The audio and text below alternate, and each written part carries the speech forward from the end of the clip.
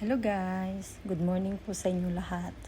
Guys, dalhin ko po kayo dito sa Eat All You Can Restaurant. Ayan po ang kanilang mga pagkain.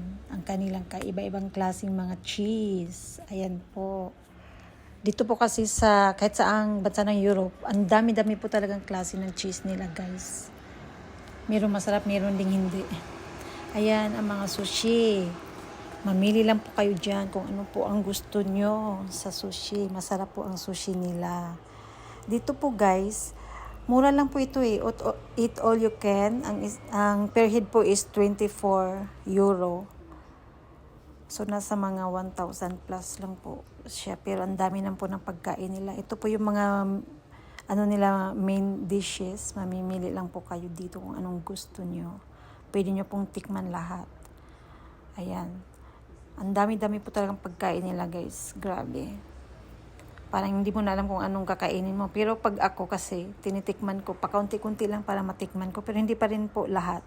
Sa sunod na pagbalik ko, yung iba na naman po ang titikman ko. Ganun po. Ayan. Ibang-ibang klase yung mga putay. Nandyan na po. Ang lahat ng gusto nyo. May isda. Yan po. Ano yan eh. Kanar. Yung pato. Tapos ito palaka po yan. Yan. Palaka yan. Shrimps, may pansit, chicken. Yan guys. Saka masarap pag pumunta ka dito kasi marami kompleto na eh. Tapos ang mura lang kaysa kukain ka ng yung sa mga restaurants. Ayan, may mga seafood sila. May crabs din. Ayan o. Tapos merong mga yan, shrimps. Ayan guys, ang dami talaga yung pagkain dito. Tapos, dito naman yung mga salads nila. Ayan. Kasi yung mga, dito po kasi, merong first plate, may second plate, tapos merong third plate. Ayan. Ito yung tatawag lang aperitif, yung apero, yung bago ka main plate mo.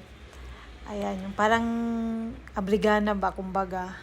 Yan munang kakainin mo, bago yung heavy talaga na Ayan po. Kaya kung malakas po kayong kumain, sulit na sulit po dito sa sa restaurant na ito. Ayan po.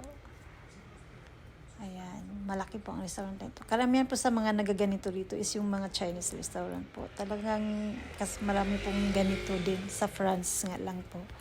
Dito sa Switzerland, parang wala po yatang Parang alam ko may isa dito sa Geneva. Pero hindi po ganito karami yung pagkain talaga as in.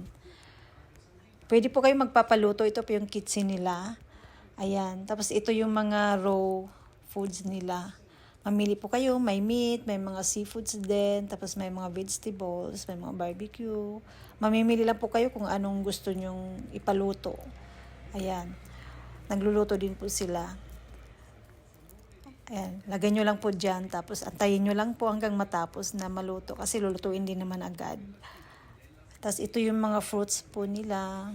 Pag nagdi-dessert na kayo, kung gusto nyo mag-fruits lang, ayan yung mga fruits nila.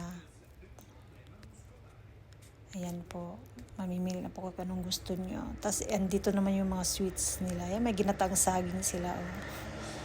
Yung Asiatic talaga. Tapos ayan po, yung mga sweets nila.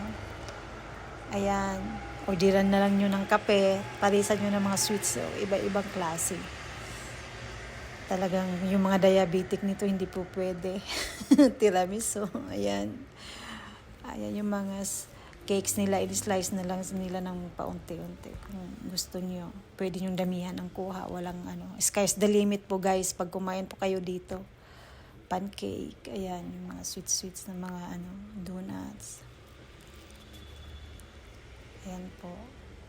Tapos ito may mga soup din po sila, mga sabaw kung gusto po ninyo. Ayan, mamili lang po kayo. Tapos mga candies, may mga bata. Pero kahit mga adults po dito sa Europe, mahilig po sila sa mga ganyang candies. Ayan po. Sana po yung nag-enjoy po kayo. Ito po yung tinatawag na Shizen Restaurant. Sa France po ito. Malapit lang din po ito sa Geneva. Kaya marami pong taga-Geneva pumupunta dito, lalo